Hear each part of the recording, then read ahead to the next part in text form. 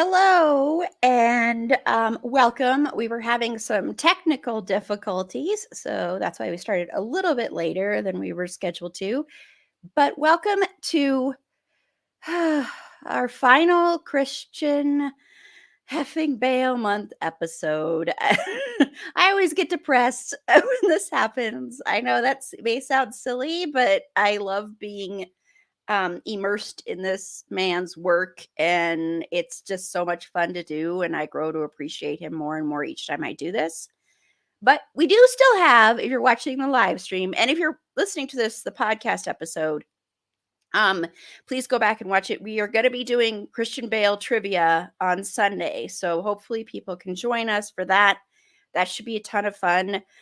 We've got great categories. I know Christian will be making an appearance to celebrate because it's all about him. So, of course, he will be. And then also, since this episode, the podcast version, will be dropping on January 30th, happy birthday, Christian Bale.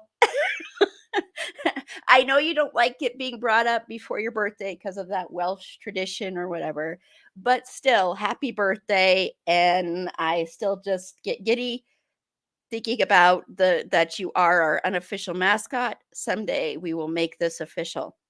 And remember, Carla and I, well, I'm going to save that for when I introduce Carla. And then I also wanted to say this is also our 300th episode. That's right, 300. If you would have told me when I started this podcast in December of 2019 that I would be at this point, only like 3 years later, basically, I would have laughed in your face. So I'm very, very happy about that. I won't get into that too much right now, or I probably won't be able to continue the episode because I'll be an annoying crying mess. So we will be getting to that later. But I know what you're thinking. This is actually 301, but I do not count that clip of our Patreon bonus episode covering the Winchesters. I don't count that. I don't count it because it's just a little tiny little preview clip. Remember, go be a Patreon supporter to hear that full episode. But without further ado, I'm going to bring on my lovely panelists for today's episode. They are both huge nominees for our first Fandom Choice Awards. First up, she has 28 nominations. I love Paula's face backstage. She has 28 nominations, including a nomination for her Christian Bale impression.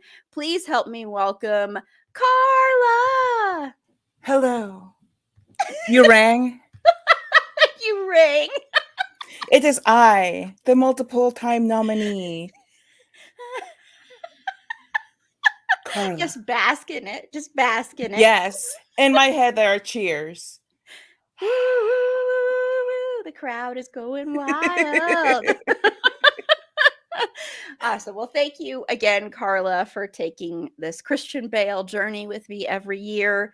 It's so much fun, and it's an honor to do it. So thank you very much. And I'm glad we're ending with this movie and not Vice. Yes. Oh my gosh.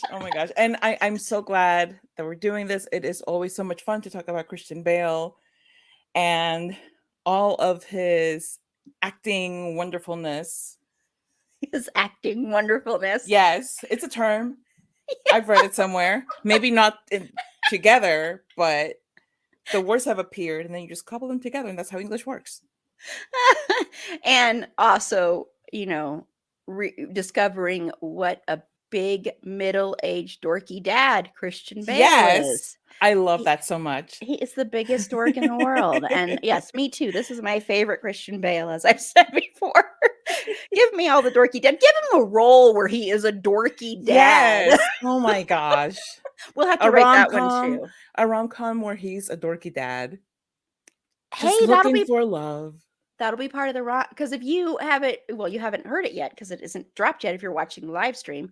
But on our Vice episode, Carla and I have decided we're writing a rom-com for Christian Bale and Carla, and Finn Whitrock will be playing Christian Bale's cousin. So we can add that in. Yes.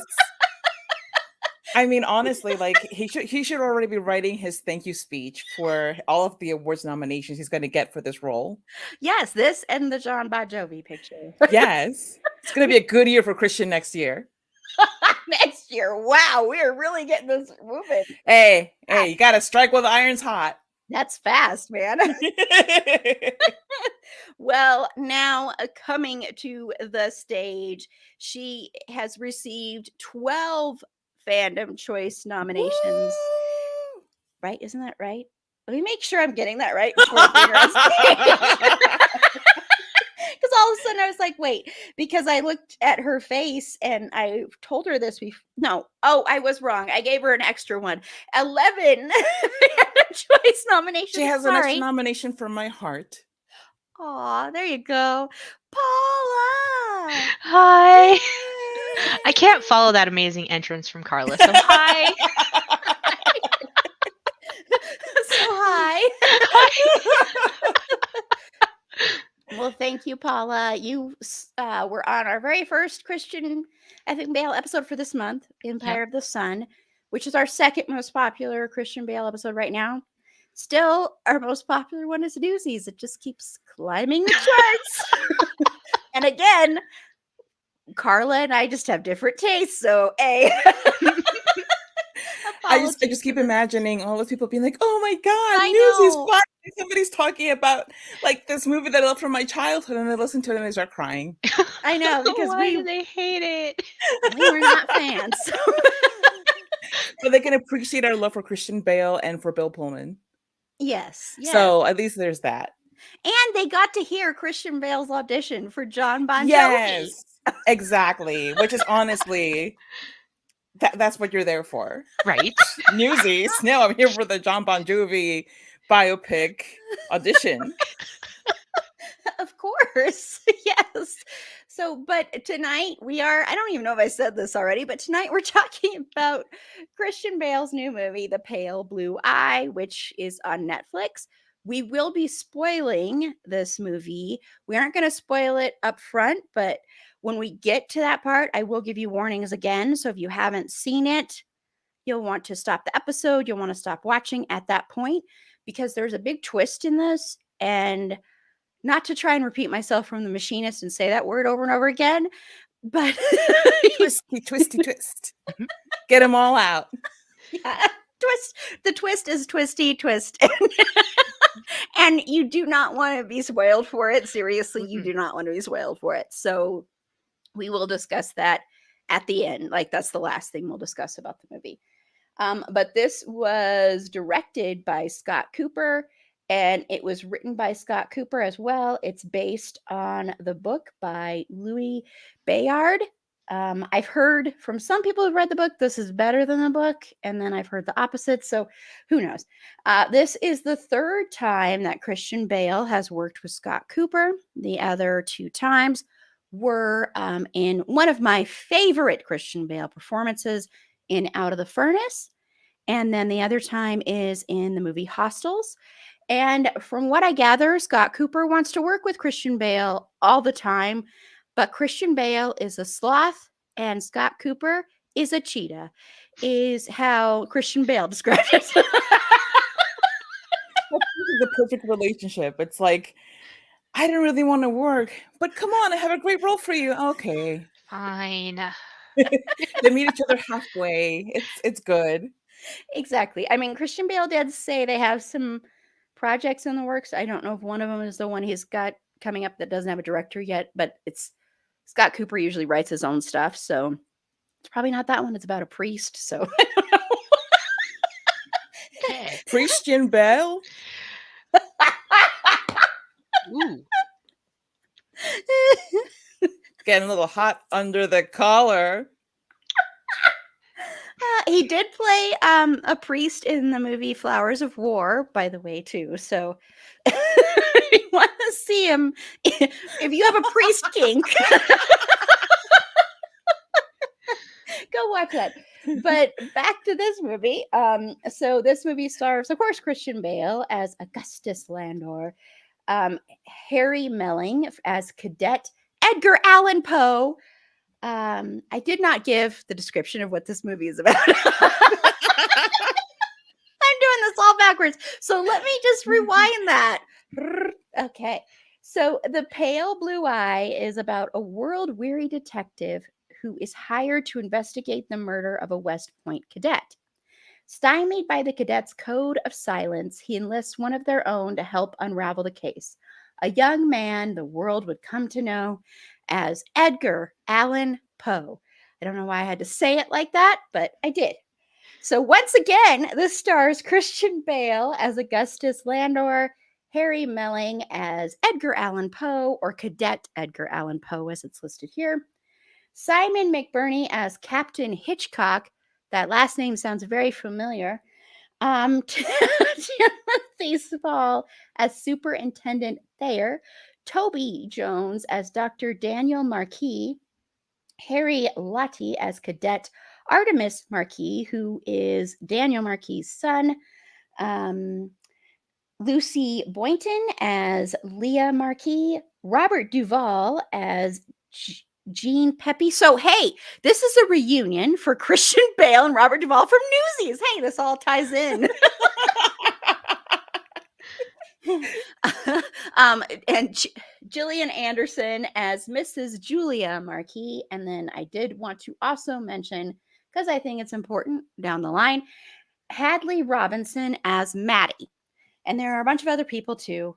Even though this takes place in America, most of this cast is actually British.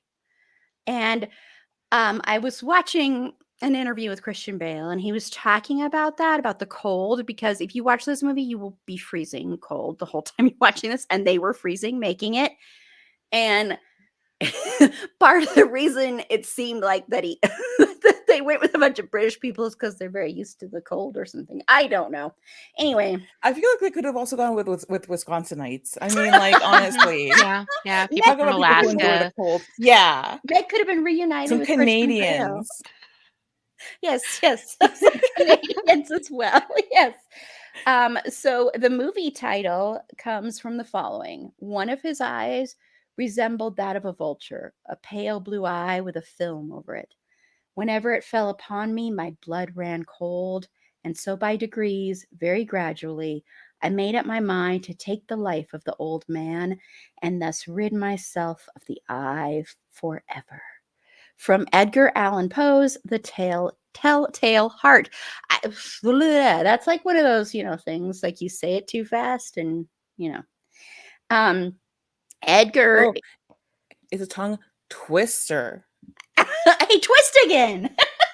Many, many twists. Come on, say twist again. Aaron, you wanna.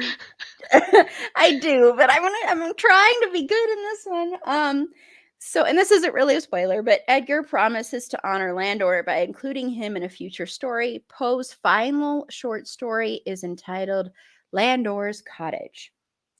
Edgar Allan Poe did attend West Point for a while around 1830 and had already seen the first of his poetry published.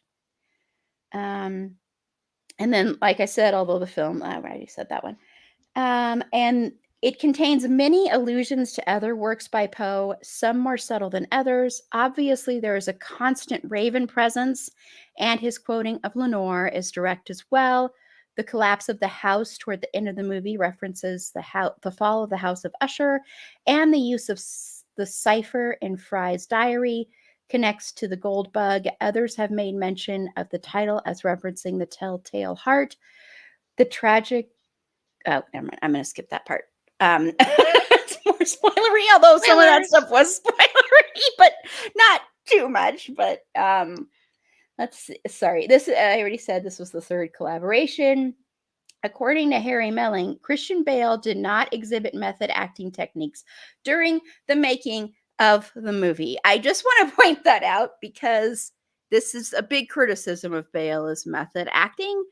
So I just want to point that out. I know he said he sang to Harry Melling. That's a great little interview where they're asked what they learned about each other. And Christian Bale said, I learned that, and I wish I could remember the name of the song, that Harry loves it when I sing this one song to him. And he's like, yeah, I really love that. So that's funny.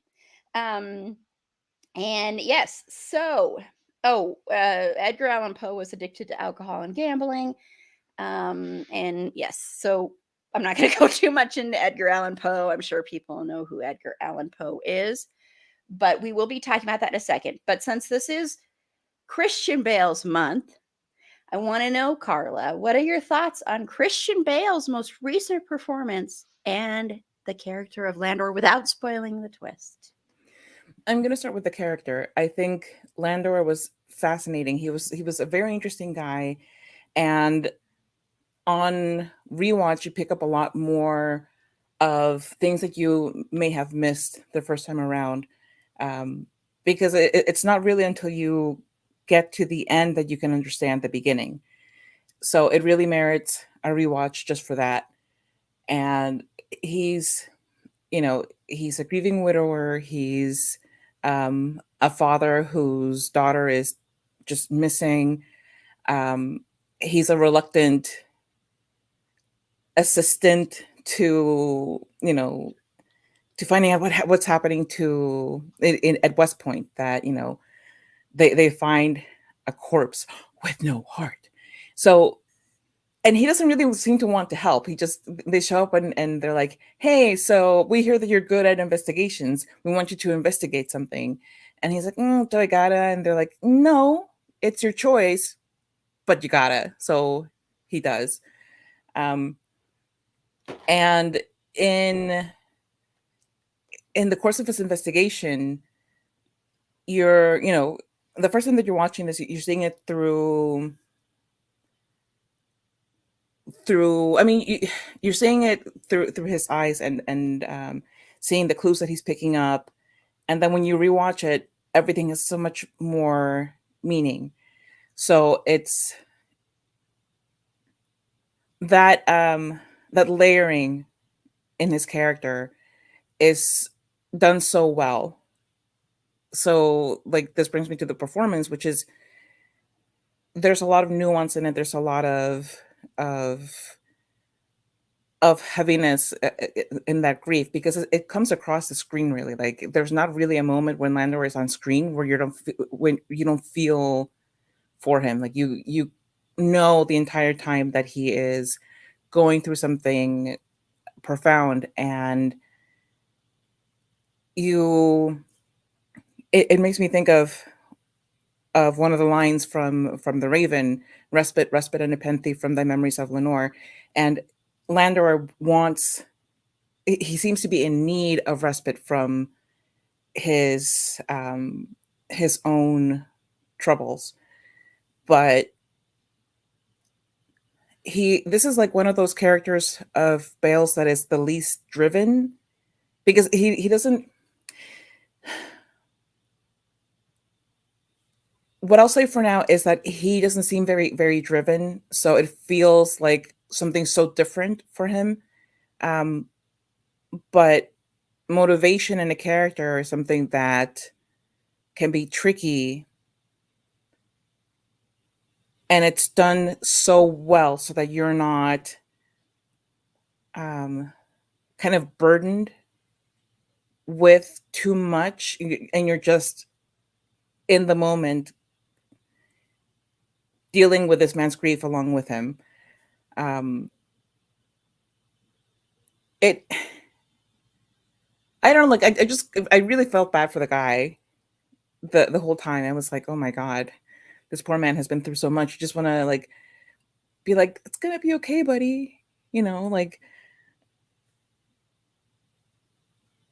I don't know. I just felt bad for him. I wanted to make him a cup of tea and sit down and have a talk with him and be like, hey, Augustus, can I call you Augustus? No? Okay, Landor. Do you want to just, like, tell me everything that's going on with you? And then he can stop and then move on with his life and be sad somewhere else. I don't know. Oh, that made me sad in a way. So, Paula, without, of course, again, talking about the ending. Right. No, I agree.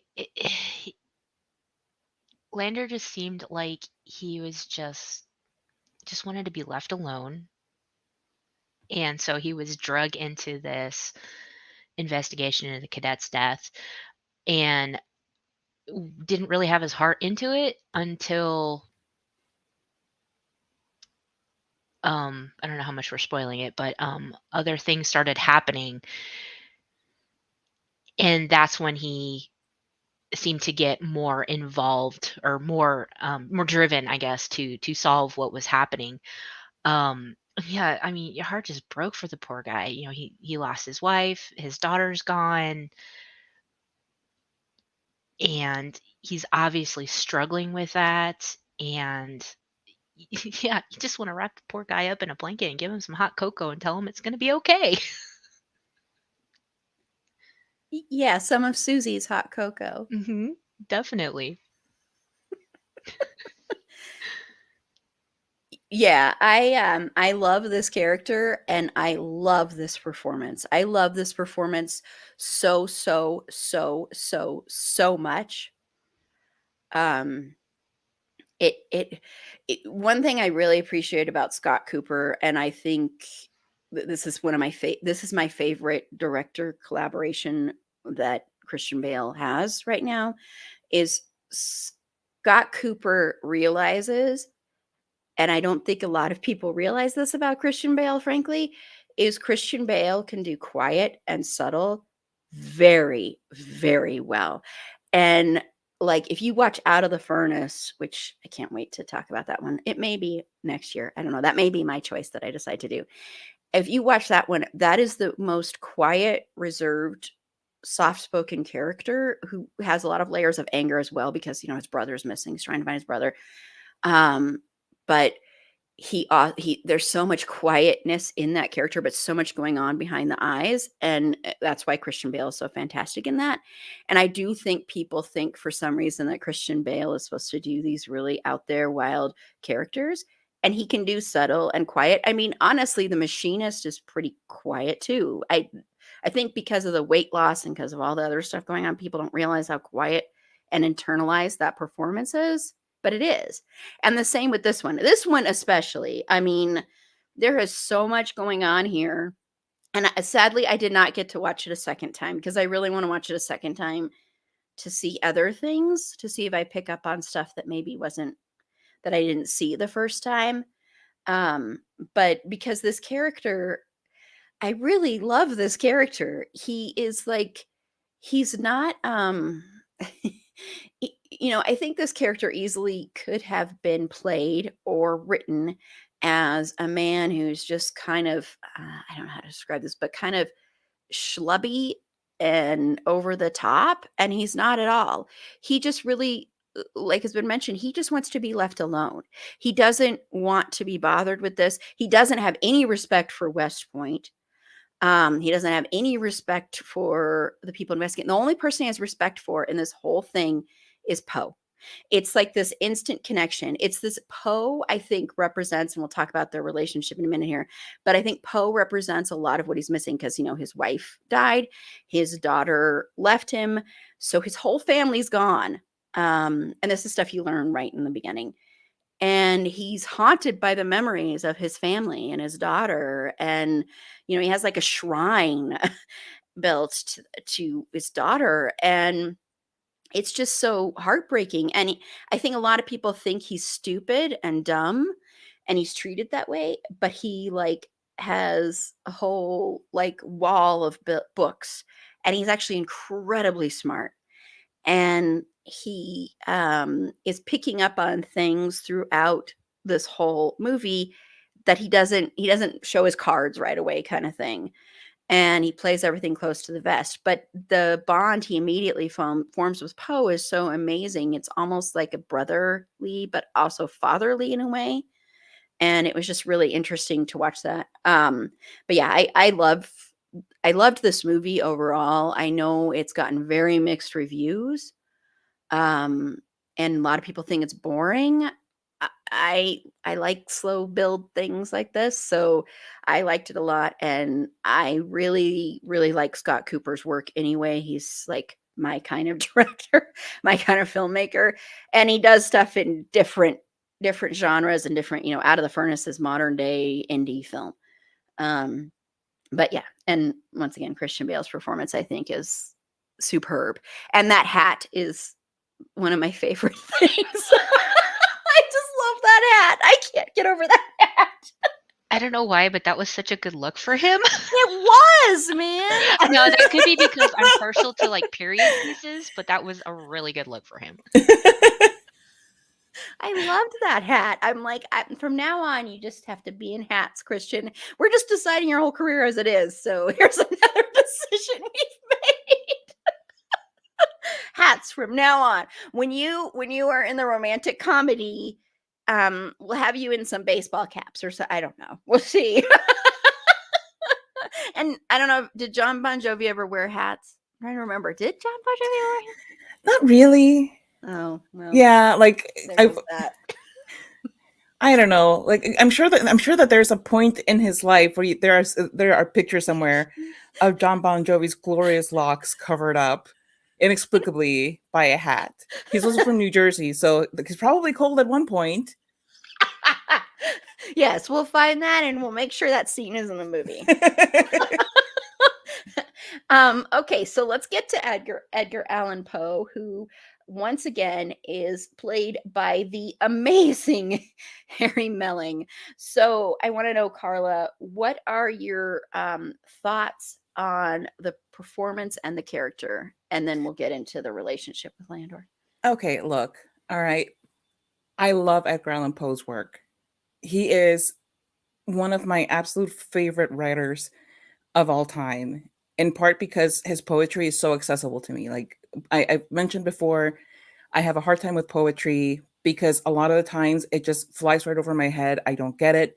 But Poe's poetry it's something that I can wrap my head around it and make sense to me, and I can connect with it in a way that I can't with a lot of other works.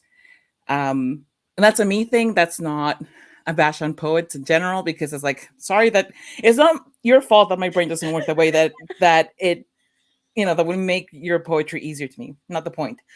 But so when they cast this English dude as Poe, who's from Baltimore, I was like really affronted. Like the fact that there are so many English actors in this movie in the first place, I was like, what the hell? Like you might as well have said it in England and have like Lord Byron be your Poe stand-in. Like, what is even the point?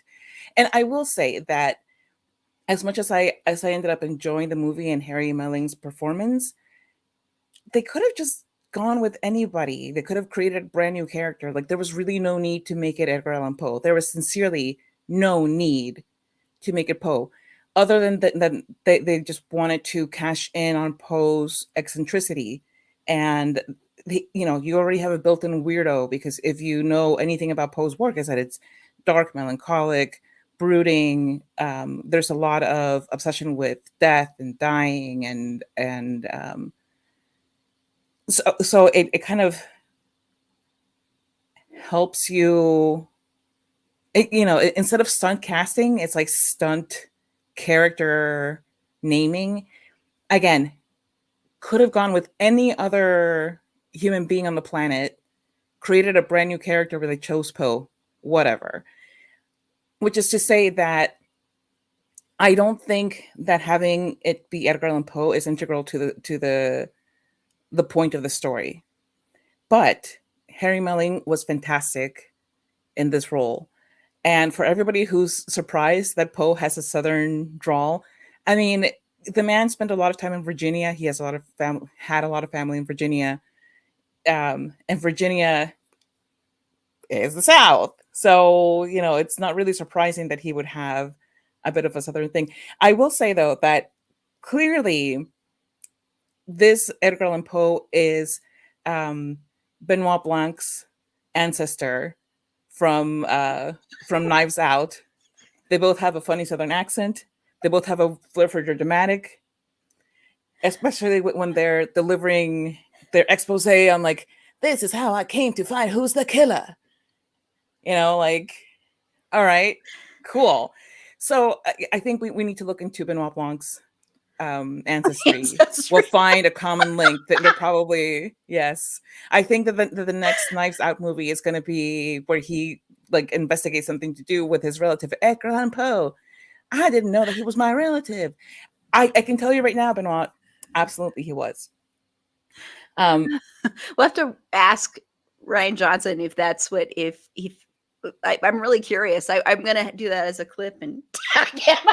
yes, ask him, I'm sure hey, he won't. Ryan Johnson, um, did you know about this movie about Pale Blue Eye? Did you know about this book? And did you read it and say, hey, wouldn't it be really cool if this detective had a strange but oddly fitting Southern accent? You know what? You're a genius. You do what you want.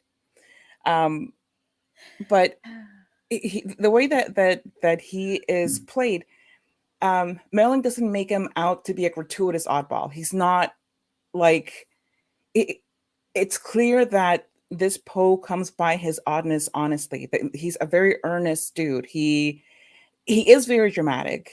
He's very quick to point out, I'm a poet, I'm very learned, I'm very this and that and the other. But at his heart, he just desperately wants to help somebody. He wants to mean something to somebody, which is why he wants to ingratiate himself to Landor so much. Um, and it's very understandable. The guy has nobody except for his mother, who, you know, talks to him from the beyond. Which I think to me it's not something laughable, especially that when he says it, because he is a very lonely person, and there's nothing wrong with being spiritual and believing and having a connection with your loved ones from the beyond. Um, so I really appreciate that they didn't make him out to be like some goofy dude, like hi Landor, I'm Edgar Allan Poe. I'm sorry, I didn't do that with a southern. Hi Landor, I'm Edgar Allan Poe. I'm here to assist you on this case. It was very straightforward and earnest. His desire to be of assistance. He knows that he's not valued at West Point. The real Edgar Allan Poe, I think, was dismissed from West Point. Mhm. Um, so, and he doesn't seem to fit in with anybody, even when he is courting Leah. Um, I think if the circumstances hadn't been what they were, Leah might have actually liked him. I don't know that she would have necessarily fallen in love with him like he would have wanted, but I think that she would have accepted him for the eccentric person that he was. But again, all of this, the fact that we're able to just enjoy him for who he is and not because he's Poe, and that's the big gimmick here. I think that falls squarely on Melling's shoulders. The fact that he was so good in his approach to this character really saved the character from being as grating as it could have been. Because again, it's very pointless to have him be Edgar Allan Poe. It is complete. There is really absolutely nothing that would have been worsened by having him be, Joe Schmo. Who cares? There's nothing about Edgar Allan Poe's life or works that makes him being Poe necessary to the story. But again, Melling just hit it out of the park. He was fantastic. Paula. Um, yeah, I think Carla's right, and thinking about it, it really didn't have to be Edgar Allan Poe specifically. Um, it could have been anybody, but he did such a phenomenal job. Even if this has been, Joe Schmo, it was still such a um, charismatic and engaging and just fun character actually to watch, because of his dramatics. But at the same time, I don't think that it made a caricature out of Poe. Um, like Carla said, he played it very earnestly. He was someone that I thought would, I think would be kind of fun to hang out with. you know, they did kind of touch a little bit on, Poe's, the real Poe's, problem with drinking and gambling and, some of those vices that he had, and, how, um, alone he was in the world. And I think that came through a lot in his poetry and stories. And they played on that a bit, but it wasn't over the top. And his performance was just stellar. It was so good. Yeah, and d- No, sorry. I'm just kind of mad that it was so good, because then I can't be like that upset that it was Poe. It's like, could you have gone a little bit more cartoonish so that I could like be just fully invested in hating the whole Poe thing? But it was good. Damn it. Um, well, and I don't know if my other panelists know this, but one of the other actors that was in deep consideration and ended up doing Willy Wonka for this was actually Timothy Chalamet. Was actually, which to me would have been a lot more gimmicky than this, because Timothy Chalamet has that look, I think, that already would have been gimmicky into the Edgar Allan Poe thing.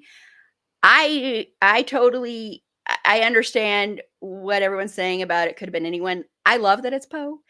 I adore that it's Poe. I love all the Poe references. I do. I love it. I think it would be I think it adds something to it, frankly. That's I mean, just because it just seems like you're watching an artist who is so ostracized, but he doesn't play it like this weirdo kind of thing, he doesn't play it up. It's not a caricature, but I think it's just interesting to watch an artist in a world that is so stringent and strict, and watching him push up against that, and then meeting somebody who, even though they are an investigator, they're investigating something, they're a detective, it still is like that person doesn't belong either. So it's just interesting watching that. So that's why it doesn't, to me, it doesn't, I don't know. I like it. So I guess I feel different on that. I don't know. Oh, I didn't I'm have a any fan problems of with it it. either. I thought it was really cool, but I could I see loved it. where it could have just been anybody. Yeah, I mean, I totally understand that. I totally see that. I just I liked it and appreciated it, and it added something for to me, just because noticing all the different references throughout, and things that could have been later referenced in Poe's work and stuff, or references to Poe's work throughout. And I thought that was kind of cool, like Easter egg kind of stuff too. So that I appreciated. But yeah, this performance is so amazing. This really, I mean, since technically this was actually a 2022 release, because they did release it in theaters for a period of time, like a short, tiny little period of time, I, I probably would have thought of this as being nomination worthy, because what he does with this is so good, because you could so easily play this character, and I understand it's also the writing, also the directing, but you could, when you get Poe, you're thinking dark, twisted, off kilter, not, not quote unquote normal. And he doesn't play that. He plays this character who, even though he is different than the other people around him, he actually has a lot of wonder in him. There's a lot of him that finds beauty and wonder. Like his whole when he takes Leah through the cemetery, and there's so much beauty in that, which is really interesting to watch, because it's not played off like, this is really dark and why would you go to the cemetery? It's more like, wow, I never realized that the cemetery could be a beautiful place. And that's a lot in the performance, because he never once plays that as a dark, twisted thing. He never once, you know, plays into like the fact that he does talk to his mother, and he never plays that like, oh, he's got issues, or oh, let's laugh about that. He plays it as, this is real for him. This is his connection to his family. This is a connection to his heart. This is the one person that you could tell before, I think, Landor, who had respect, utter respect for him and loved him. And so you see that a lot with that, and I just really appreciated that. And yeah, this performance, I was just really blown away. I never really watched. I watched one Harry Potter movie, so I wasn't really too familiar with his work. So it was kind of like discovering a new talent for me. So I thought he was fantastic. He was so good. And I think he worked really well with Christian Bale. So I want to get to that relationship there with Landor and just how the two played off of each other, Carla. Well, for one thing, with Poe, from a little bit of what you were saying, is that he is like a little goth puppy. You know, he has all of this like all of this like um what we call darkness in him, but what is really just the acknowledgement that death exists, and that the examination of it doesn't have to be um taboo. Like there's no reason to shy away from the fact that people die, and that there's like a bit of beauty in that. So I really see him as between that and his that eagerness that he has, that feeling of being lost and wanting to be respected and valued and loved, is very much it's very much there. And it really makes me think of like a lot of people that I know who are or were goths. They're not Oh yeah. like scary people who sit around like, you know, I don't know, hunting chickens for rituals. I don't know what people think goth people do. People But did think that in the 80s and 90s. yeah, like the whole satanic panic crap and whatever. Mhm. But most of the goth people that I know are just really sensitive people who are in touch with the fact that death can be a beautiful concept, and that the darkness is not something that is inherently bad or bad to think about. So that was like my feeling about Poe. And it's interesting that they considered Timothée Chalamet for this role. I wanted to say that appropriately. I know his name is French, so I wanted to pronounce it Franchly. Um, but I, I just, you know, as talented as he is, because he is talented, he's also more conventionally attractive. And I think that would have taken away a little bit from like when Poe says, I mean, like, bro, look at me. You know, like obviously people aren't lining up to be seen with me. Can you really buy that from Timothée Chalamet? Like That's honestly. true. That's true. You also, I don't think, could buy that um his confidence, because I think it's his confidence that really draws in Landor. That he shows up as a shadow in the middle of the snow, and it's like, yo, and Landor's like, bro, that scared me, and he's like, I have information that you're gonna want. Come see me about it, and he just takes off, and Landor's like, what just happened? And it's really kind of comical, but at the same time, it shows that he has this confidence in himself and in his intelligence. He's an intelligent dude, and he will flash it, because it's one thing that insecure people do, is that they will flash their positive traits, and he does this. And Landor, he doesn't take it as a bad thing. He recognizes it for what it is, which is somebody who is a bit awkward, trying to help in a very awkward way. Um, so, and again, I bring up the concept of him being a puppy, because that's initially how Landor sees him. I don't really see like a meeting of peers. Like they're not really like No. peers to Landor's mind. To him, he is, for one thing, convenient, because he's investigating these West Point cadets. And by the way, this whole thing, like in a lot of like what do you call them, recaps and stuff, they're like, oh, you know, he has a hard time infiltrating the very tight knit community of cadets. Like they fold at the first question that anybody asks them. It's like, hey, so were you doing a good job guarding your post Not really.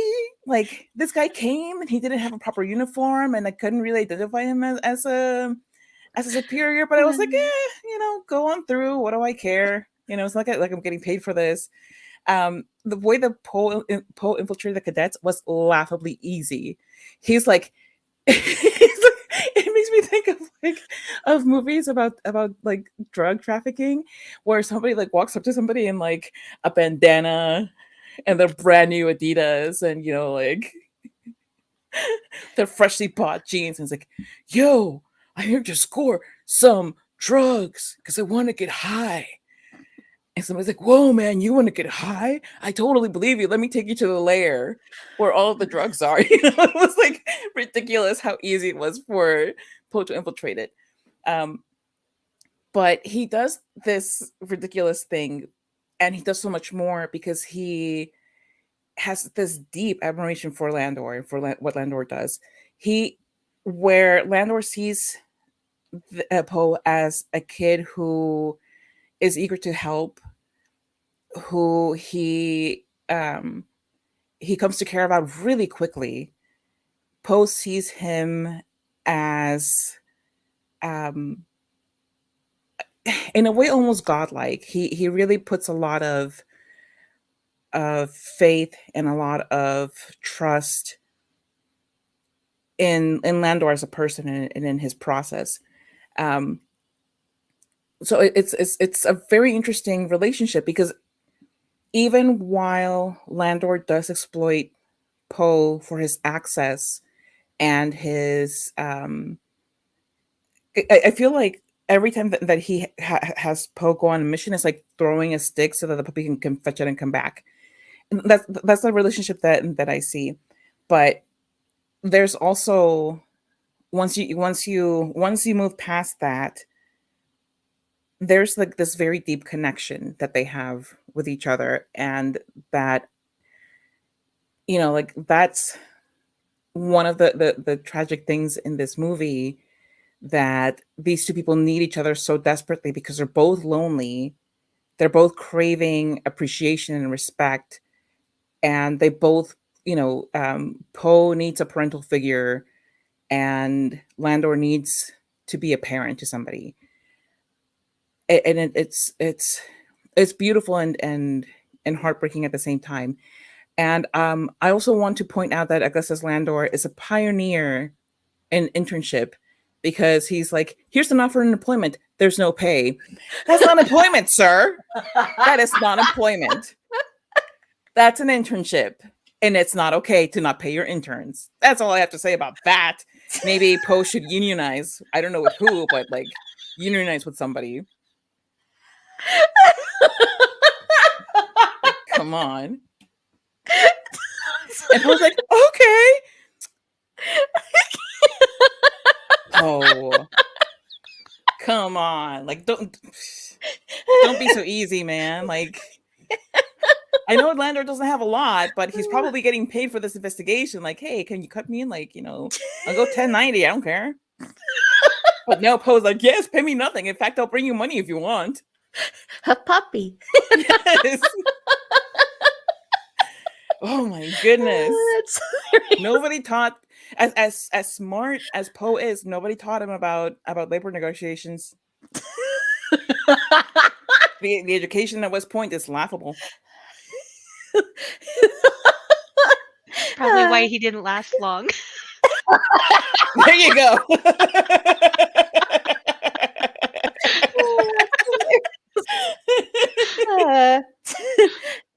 So, Paula, your thoughts on their relationship? It struck me as a very familial relationship, like a father-son type of relationship.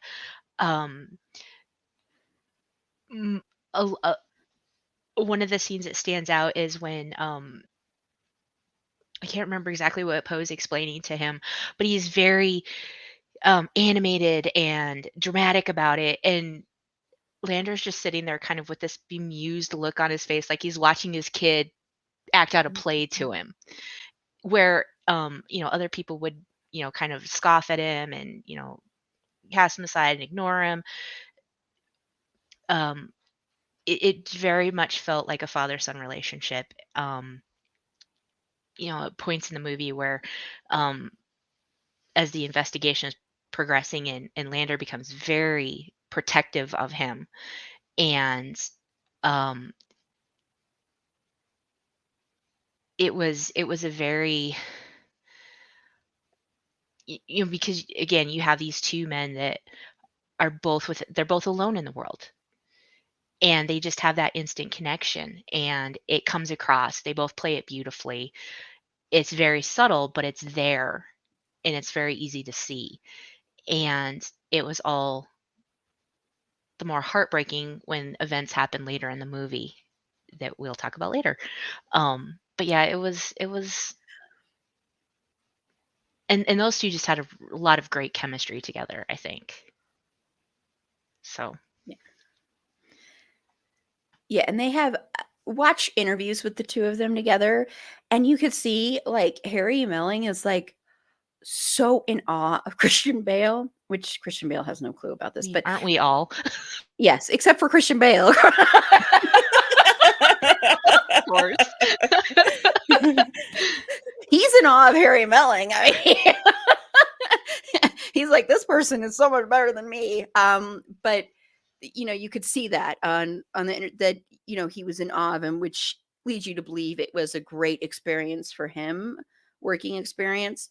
And I've always said Christian Bale is not a selfish actor. Christian Bale is an incredible actor, and he gives a lot to whoever he is playing off of, and he is there for them in every sense of the word with acting.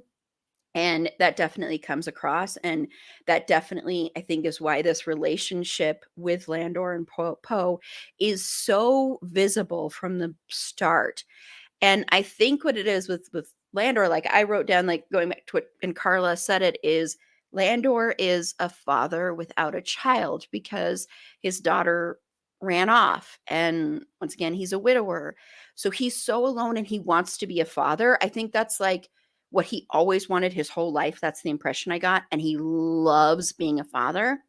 And since he doesn't have anyone to father, he sees this young man who really doesn't belong in this world that he's in, this military world. He doesn't belong in that world, and neither does Landor. And so he sees kind of this kindred spirit of someone that he there are other reasons to it too, but that he could help, and that he could nurture, and that he could be in awe of. Like watching him sometimes, he's just so amused, and he just he loves him. He really loves him, and he really respects him.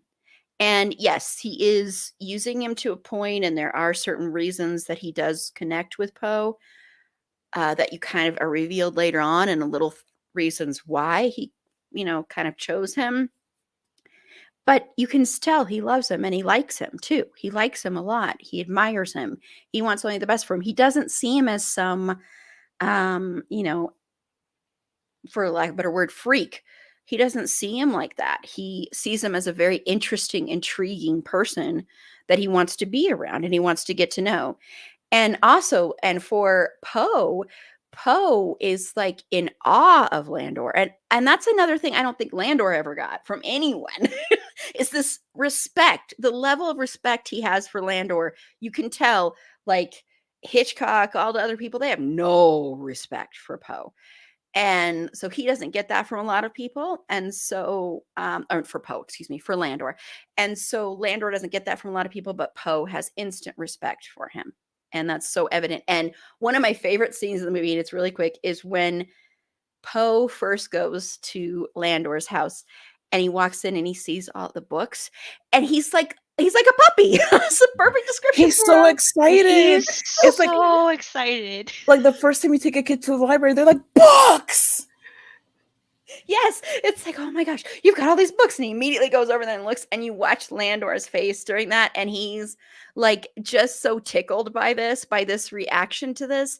And I think, once again, I think this is something that people may not have expected Landor to be into, all these books and this huge collection, and just the giddiness that Poe gets and goes, "Oh, I even can have more in common with this person. This is so cool. We can connect on a deeper level, a level that, the only other person I think Poe felt like he connected with on that level was his mom." So once again, it's that parent thing. And so that's why I just love watching them together. Like, it was like one of those where I'm like, I would love to just watch a series of cases with just the two of them working together, because there is that respect. And I just so appreciate that this movie didn't do what I thought it was going to do when I saw the trailers. I thought Landor was going to be weirded out by Poe. I thought Landor wasn't going to like Poe.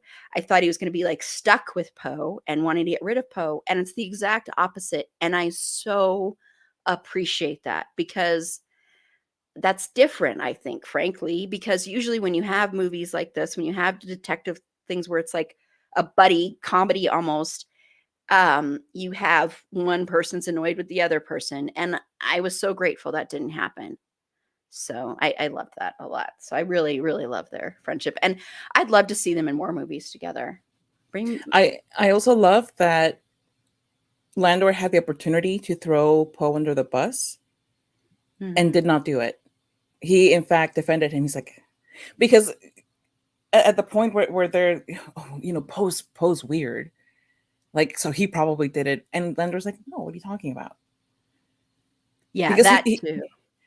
I mean, there are reasons why, but it's also because, one, he loves and respects Poe, and he sees him as somebody who deserves protection and respect. So he's like, he looks affronted that this person would even mention him as a suspect. And I love that. I was like, that is, because that was one of my concerns. I was worried that he was going to start pursuing Poe as a suspect, and then the movie would be Poe trying to acquit himself, and I'm so glad that it didn't go in that direction. And most movies would have gone in that direction, frankly. And yeah, I was happy about that too. Yeah, yeah. And I've also known tons of goths as well, and that there's a reason that so many goths look up to Poe.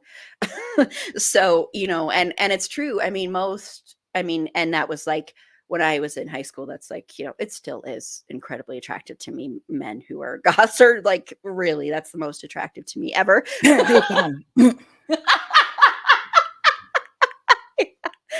and men wearing like eyeliner and makeup. It just does something to me, in the black hair. Anyway, that's not on the topic, really, but I just wanted to share. And I love the puppy goth. That just, to me, is like, but yeah, so many of my friends who were goths were ostracized and treated like crap, and thought of as weird, and they weren't. I'm not saying there weren't weird people with, bad people within that, because every group has bad people. But yeah. Okay. Well, I just want to know before we move on to the spoilers, and I will give trigger warnings since I didn't give them up front, but the spoilers do involve some trigger warnings. I wanted to know any other observations you want to make. I'm sure Carla wants to talk about Gillian Anderson. But You mean the love of my life? I don't know what you're talking about. Okay, so stray observations. One, the hell was it with so much music? This is like my one big criticism with the movie. Okay, it's that it overutilized the score. There were so many scenes that felt like when you're watching a music video and you're not really paying attention to what's going on in the story because there's like all this music. And that's the point of a music video. Great job, music videos, A+. In a movie, it's a distraction, and it points to, I think it points to a lack of confidence in the storytelling, that you're relying on musical cues, either because you don't trust yourself to be getting the story across, or you don't trust the audience to feel what you intend for them to feel. Either way, it's not good, and it's distracting, and it's annoying as hell.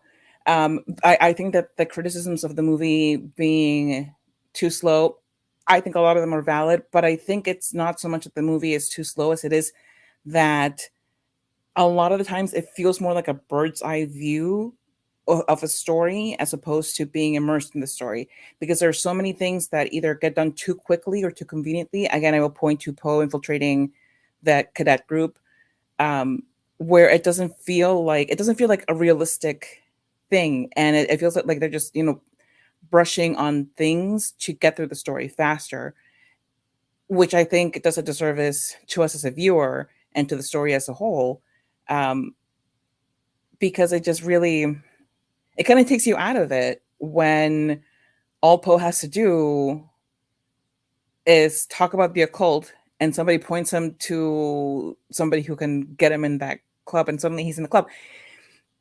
Just doesn't make any sense, feels weird, and it's very gappy when you do it that way. When you're filling in a lot with music instead of with story, it does kind of make it more difficult to immerse yourself in the film. So it makes it seem slower. So that's what I'm getting at. It's like it seems slower because there are things that I thought that I thought could have been done better. Um, and I know, like, I remember one interview with Christian Bale where he's like, well, a lot of thought goes into these things, and people don't really, with a lot of people who criticize films, don't really understand filmmaking. Valid, true. I don't, I've never made a film. What do I know about this? But I know what it's like to be the audience, and I know that the point of filmmaking is to tell a story so that somebody can watch it and get something out of it and whatever. So just because you're trying to get something across in a specific way and you decide to go in that direction doesn't mean that that direction can't be criticized. Um, and and in keeping with the theme of actors with odd accents, Gillian Anderson's accent cracked me up the first time that I heard it, because like, it's more, her voice was more high pitched than I'm used to in this movie, and the accent was just really kind of threw me. And then, of course, the whole fangirling takes over, and you kind of forget about that. But at the same time, I was like, okay, okay, Miss Julia. I The one thing that zero fault in is the cinematography and the atmosphere of the movie. It was so perfect. Like you're saying, like you're watching and you feel cold. I'm here in Florida. This is the hottest room in the house. And it's also my office. So I'm sitting here working, and I'm like, oh my God, like I turn off my fan for a moment, and I'm like, I'm sweating, but I'm still like, oh my God, why do I feel so cold? It could be menopause, but it could also just be that the movie does a really good job setting like that atmosphere. So good job to them. And um, I loved all of the references to Poe's work. And I will say again, it didn't need to be Poe. They could have still made the references. It could have been one of those things where it's like a character inspired by Poe, and so they threw in all of those things as like fun little Easter eggs. But um, but either way, like I enjoyed seeing so many little things. Like, it definitely couldn't have been a movie that had anything to do with Poe without A Thousand Ravens, and I just really like that because um, it's. I think my son was 3 when I started reading it to him for Halloween, and he became like super obsessed with the Raven. So he made me read it to him like every night for the longest time. And we went to this little like museum place where you can do all kinds of crafts. And he made himself a raven, which was basically like a pool noodle with like black construction paper, and he like decorated it and whatever. He's like, that was his wavin. Oh And my so he carried it God. around the house everywhere, and it was his wavin. And I bought him his own copy of the Raven, which he loved and he read like a million times until it fell back behind the bed. And Oh, he was devastated. So like, and the bed was attached to the wall, so we like detached it so we could get the book, because he was heartbroken. Because if there's one thing I'm gonna do, is oh, I'm gonna raise a Poe appreciator. oh, I really want to see that, the Waven. I, Waving. I'm gonna look for a picture of it. It was I think it might have been a green pool noodle. I don't remember, but he made a raven, and there's a little stage where the kids could go and like make little plays if they wanted to. So he went backstage and he didn't realize he could open the curtain, so he just like puts his hand over the curtain, and he's like going like this with his waving. Oh my gosh. And my I husband love almost ruined that. it for me though, because I'm reading it to him like as it should be read. And my husband, for when the Raven says nevermore, he goes, nevermore. I was like, you bastard. No.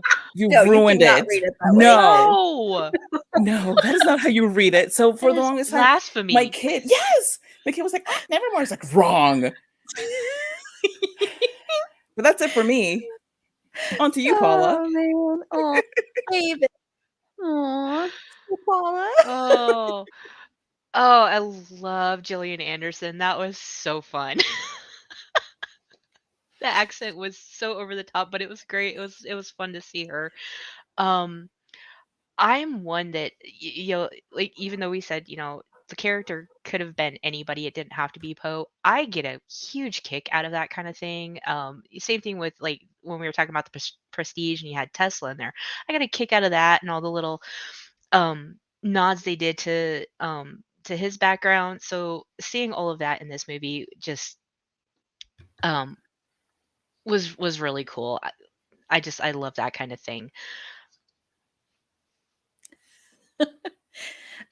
Yeah, I once I'm tripling, thirding, whatever. Gillian Anderson.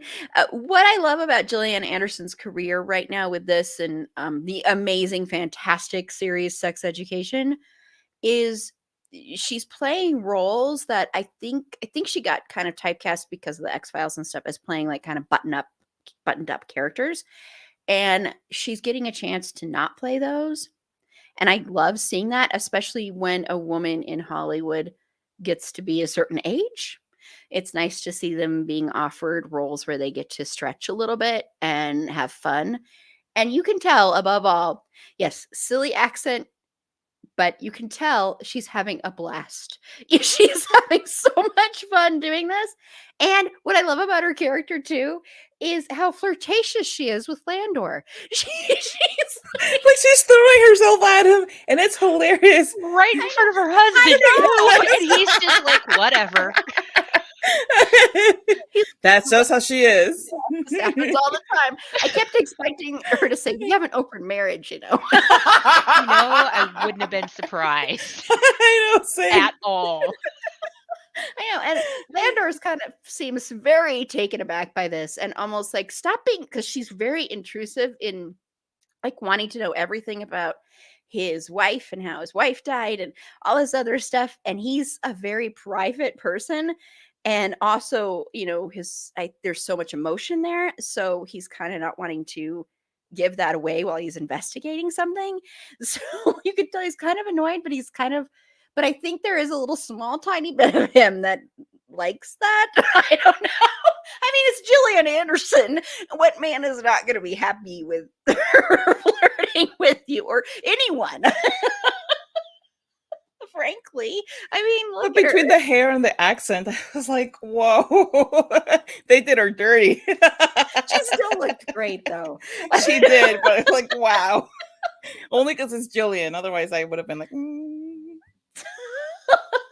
I think Eh, anybody else trying to pull that off, it wouldn't have worked nearly as well. yeah, that's very true. And I want to call out Toby Jones, who plays Dr. Daniel Marquis. Toby Jones is a fantastic actor. He I just throwing this out there if people don't know, there were two Truman Capote movies that came out at the same time. The one that got the most attention was with Philip Seymour Hoffman. But Toby Jones also played another version of that with Sandra Bullock as well. So just throwing that out there, go watch that. I think he's good as Truman Capote as well. I just want to throw that out there. I think he's a really, really, really good actor. He's one of those that you see him in a lot of things, and some people know who he is, and some people don't. But he's playing this character who, later when you learn certain things, he's not a great he's treading this line of wanting to be this doctor and wanting to save people, but also kind of living in this thing where he feels out of control in his life, especially with his family. And he seems like he's the most on the surface the most grounded in his family because his kids have the weirdest relationship. I wrote that down. They're like Yeah. creepy. It was cringy. But he was creepy too because He was, when yes. Leah was playing the piano And and the he goes to compliment, Pandas. yes, I the way didn't. that he puts his hand on the back of her neck was a little too boyfriendy for me. I didn't realize that was him when I I know first at saw it. I was Yes, like, "Oh I no, no, know. no, no, no!" yes. I thought it was gonna be one of the cadets, and it's her father. Yeah, the whole family is very weird. Has very weird incestuous vibes, frankly. Very. And yes, it was so creepy. I put that in my notes too. And I was like, that's gonna be the creepiest. And then Artemis and Leah are like creepy too. It's like I'm like, I felt for Poe. I'm like, Poe, do not like this is a weird situation. You know what I mean? You may be weird, but you're a delightful puppy dog weird. You're not these people weird. They're just like weird. And that was the one thing is I was like, you know, it seemed a little bit too there that they were weird, too obvious that they were weird. And so there was a part of that I was like, there's some reason that that's like that, and we'll get to that in a minute.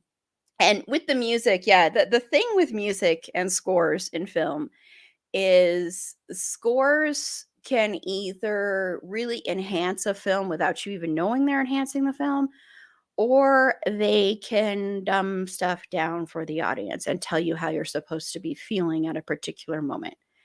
And the best scores are scores you don't even you can remember them later, but you don't even hear. Like they're just there.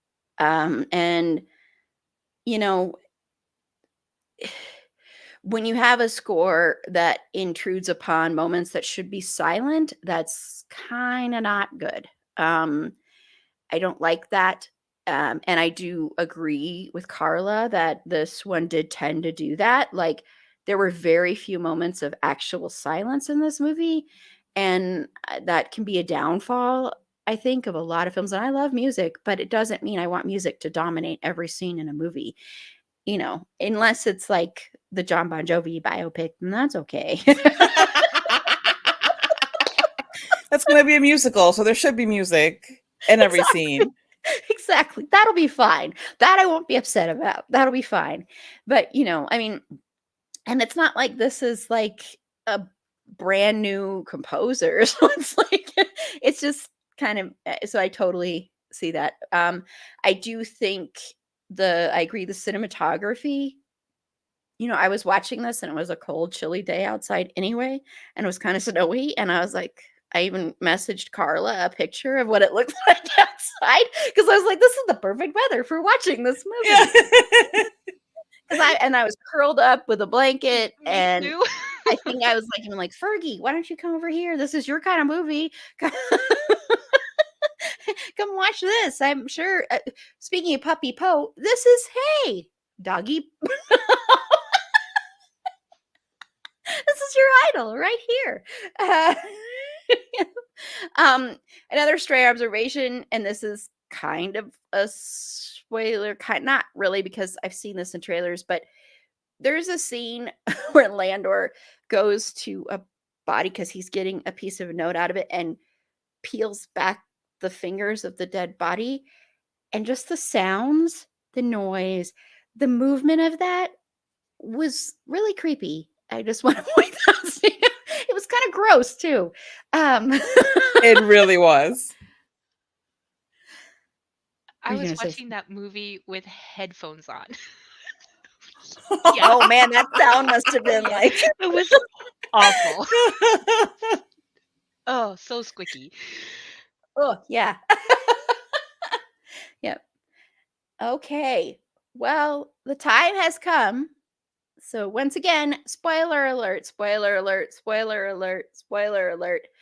Um, and then I'm going to give trigger warnings quickly for sexual assault and suicide. So trigger warning on that. Let me edit my little banner here since I didn't put suicide on there.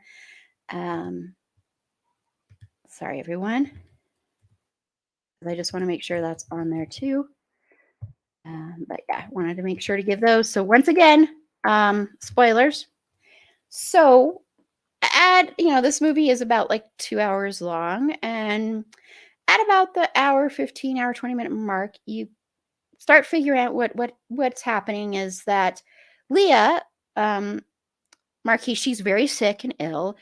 And so there's all this occult stuff that's going on, with the hearts and how it's a ritual for like eternal life and all of that kind of stuff. And there's witchcraft involved as well.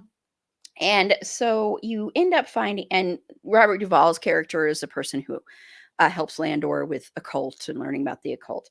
So you find out that the Marquis family has been um, supposedly killing these people, taking their hearts for this ritual to help Leah become well. And they've learned all this from a distant relative who was involved in all of this witch hunting stuff as well.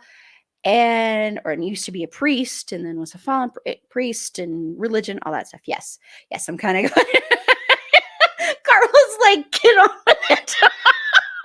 I'm just trying to explain what you're first seeing. So then Edgar Allan Poe ends up on a table and it looks like they're going to cut out his heart, this big ritual. Landor comes in just in time because he pieces everything together. He comes in, saves Poe. The house ends up catching on fire. It falls in, kills Leah and her brother. And, and then Gillian Anderson's character, Julia, she ends up escaping. She doesn't get charged with murder, all that stuff. So these are the people that did the murders. Well, you look at the time and there's still a half an hour left in the movie. Well, it turns out that the the two men that were killed, and then the third man that is missing, all sexually assaulted Landor's daughter. It's very brief. You don't see much of it. And his daughter was so distraught and so upset about this and so hurt and so shattered by this that she jumps off of a cliff and she kills herself. And so Landor is actually who has killed these men. And then it just so happens that the other people do come in. It's very convenient and cut out the heart and all of that stuff. But the second time the heart is cut out, it's actually Landor. And that's why the cut is different, because he wants to make it look like the same thing. So, Carla, after I give that long explanation, what do you think? Did you like the twist? Okay, I'm gonna start off with my rant because Just kidding. Because yet again, rape and death and women suffering from man pain. It's it never seems to end. There just never seems to be a way for writers to motivate a character, or there just seems to be like no shortage of writers who think that the best way to motivate a male character is to have a woman close to him be horribly abused and killed. So it's really, in a way, I was like same old, and it was disappointing that was part of it. So like with that out of the way, the twist was great. The revelation of the twist was even better. That whole scene in the cabin feels so much faster than it actually is because it's so tense and there's so much that happens in it. In a movie with like so much great acting, there was never better acting than in this scene. There's so much hurt, so much betrayal in Poe when he's confronting Landor, and he's, like, I put so much trust in you and I believed in you and I respect you so much. And it turns out that I was helping you cover up your own crime. So he feels used. So of course he feels betrayed and he feels awful. And even with that, he has enough sympathy for the man to tacitly say, this stays between us. And but at the same time, he makes it clear that their relationship is over, that he can't look at him the same way, because right or wrong, he blames Landor for Leah dying, and he loved Leah. As ill-advised as that love was, he did love Leah. Um, and like, from my perspective, it's like the man saved you from being bled to death because he loves you. He ran after this person who, if you had stayed there a little bit longer, you would have been exsanguinated, with and have your heart ripped out, literally. You know, it, so it's and this is what I mean, like, by that, the true tragedy in this movie being that this father son connection ended like this. Um, Even though it is absolutely tragic what happened to Maddie, and horrible and disgusting and inexplicable, but the movie starts out with her already out of the picture. So what we're really seeing is the developing connection between these two men. And Landor now has kind of ended his quest because he's like, I just can't take it any further. The guy is gone. I don't have it in me to continue pursuing him. And I'll just have to be satisfied with the fact that, he will always be scared, and that'll have to be enough. But he also doesn't get a son out of it, which is, I think, his consolation through all of this. It's that, yeah, the rage and the killing was him avenging his daughter's um, death and everything that happened to her. But I think he was kind of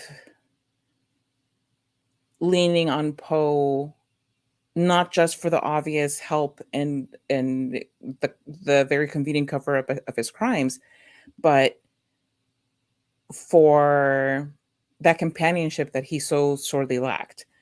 The when he and I think that the point at which Poe really shut the door is when Landor says, "I didn't want them to confess. I wanted them to die."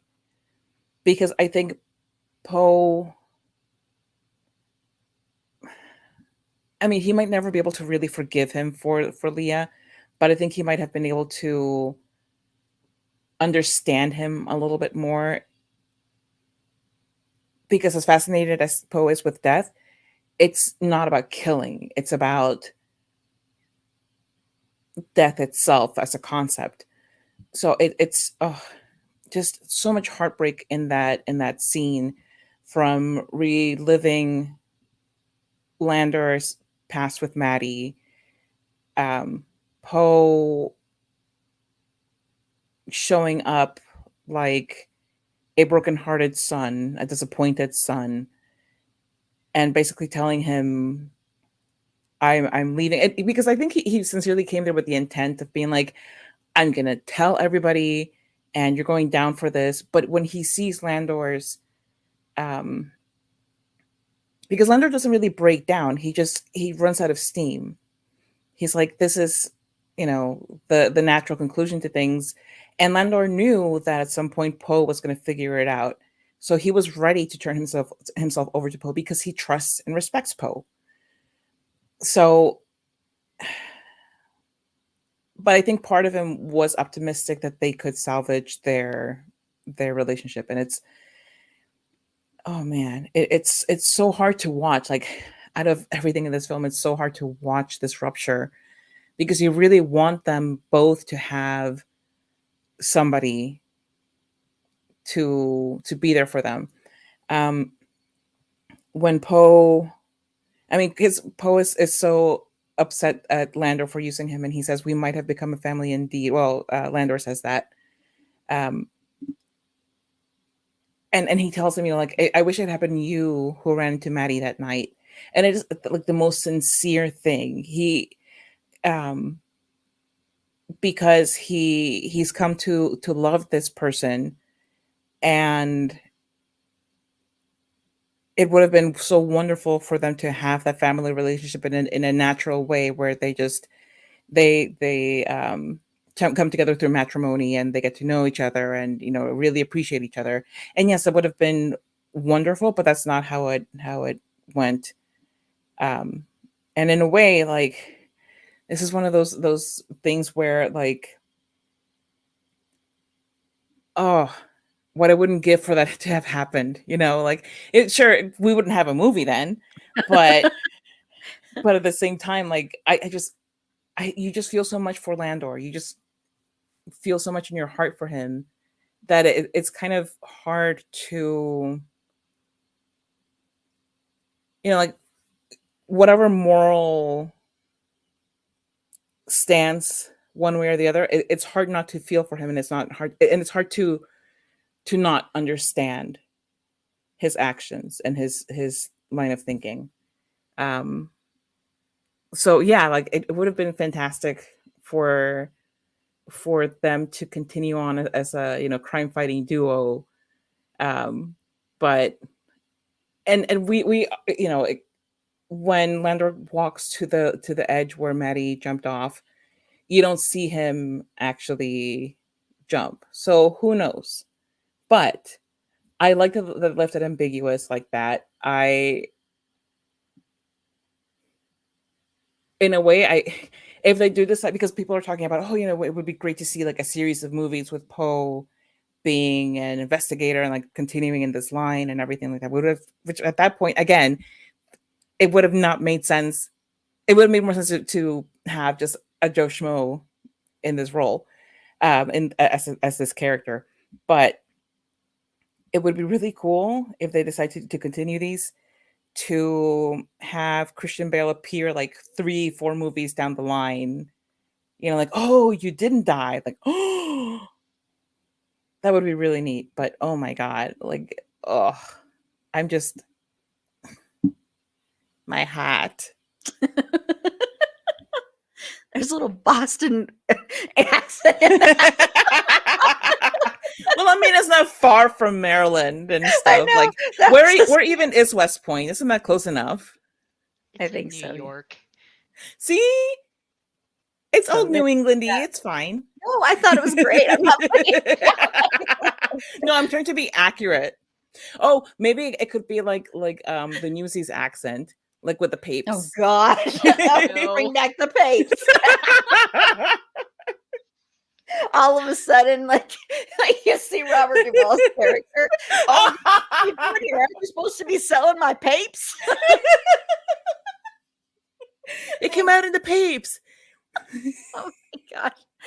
That's a shout out to you Newsies fans. If you still are listening to the podcast.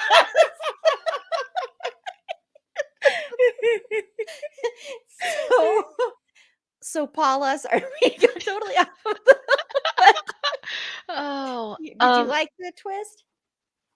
yes. I spent, as soon as you saw Leah and how sick she was, from that point on, I'm trying to figure out, all right, which one of her family members. And I was completely missing all the clues they were dropping because they were all over the place. I really want to go back and watch the movie again to see all the clues that I missed the first time because I was not paying attention to that. I was trying to figure out who did it. Um, so really well done on the twist, I think. Uh, I think it's really a testament to how much Landor cared about Poe that 2 occasions he could have just one let Poe take the fall for it because the Hitchcock and the other officer, I can't remember his name, they were ready to you know accuse him, try him. It would have been very easy to just let them take over and walk away. And then when Leah and her family were about to kill him for the ritual, again, he could have just walked away, covered it up. Poe was the only one that would have figured it out at that point. He would have been scot-free. So I think he was very resigned to the fact that Poe was going to figure it out. it was, it was going to end up with him being found out and he was just done with the whole thing. And that last scene was just so heartbreaking, especially because, it was such a father-son relationship. And when he said, I wish Maddie had met you, we could have really been a family, it just broke my heart. Would have loved to, again, we wouldn't have the movie, but just seeing more of Poe and Landor, those two together are just fantastic. Or that would have been the rom-com that Right? There we go. There's our rom-com. rom-com. That's the first rom-com. We'll just do an AU of this story and we'll turn it into a rom-com. It's fine. AU of the story. Yes. Let's get writing that. Hi, Christian. You're muted. Well, hello there. Hi. It is wonderful to see you again. You too, Christian. I am so excited that you're speaking about my most recent movie because I enjoyed making it so very much. I am almost completely thawed even. Well, that's good to hear. Yes, it looks like it was freezing there. So, well, and it's very interesting that everybody's like, oh, ho, ho, all of these English people for this very cold movie set in a very cold place. And people forget I have been living in Los Angeles for so long. I am much more used to much warmer climates, but I smile in all of the press junkets and I go, oh, that was not a ridiculous thing to say. Oh, you smart interviewer. that's very true. That's very true. Yeah, I would not ask you that question if I was interviewing you, by the way. Of course not. You do quality interviews. Oh, I know thank this. you. Thank you, Christian. I can't wait for the day that I actually get to interview you. That will be amazing. Well, I will have to check my schedule. It'll still be... say it like that? Yes, that's true. You have been living in your base. You've lived in LA. Have you lived in LA like longer than you lived anywhere else? Potentially, I shall not reveal that because that is one of the answers on my my questions for securing my credit card information. And how dare you attempt to make me reveal that such sensitive information? I apologize. Christian. I'm sorry. I'm really sorry. I did want to ask you. So I know you're not into poetry. I did see an interview where you said you don't like poetry. The only poetry I care for is the poetry in John Bon Jovi's lyrics. Oh man, I can't wait for you to be able to do that role, and then you can shout us out, right? Of course. Yes. I, as John Bon Jovi, will be listening to It's a Fandom Thing on my Zune because at some point we will have to cover that portion of history. Oh my gosh! Talk about a meta moment, or I would be blown away. So your smile seems extra bright today for some reason. Oh, it is only because I am so excited to be here discussing or listening to you discuss this film. Yes, well, and I want to know, when you read the script, did you, when you got to that twist, did you like the twist? Were you excited to play that? It was fantastic. I love the twist, both as a concept and as a dance move. And as the dance. Yes. I love films with twists, and I love doing the twist when I dance, which I don't do often enough, I must admit. So then that means you loved the Newsies choreography. I shall neither confirm nor deny. I have nothing further to say on that matter. Okay, sorry. People love that episode. Oh, that is fantastic to hear. I hope that they are enjoying my audition for the role of John Bon Jovi and that they will tell all of their Hollywood friends. Yes, I hope so too. And Carla and I, we're working on a project for you too, Oh, Christian. I am most excited to hear more about that. Yes, I want to keep it a little bit, a little bit secret, but it's going to be more romantic. So, Oh, romantic. yes. Hmm. Hmm. I shall have to think about that. Okay. Well, you'll love it, and I know you're going to do it anyway, right? Because we're Of course. You write it, and I shall be there, Ellen.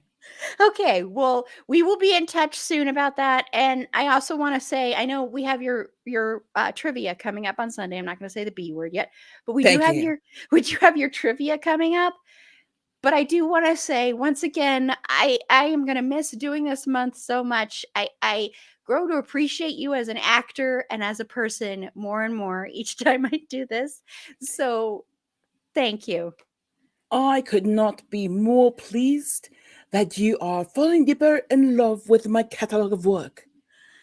If only because I get to visit and say hello and eat marshmallows and occasionally chat with you.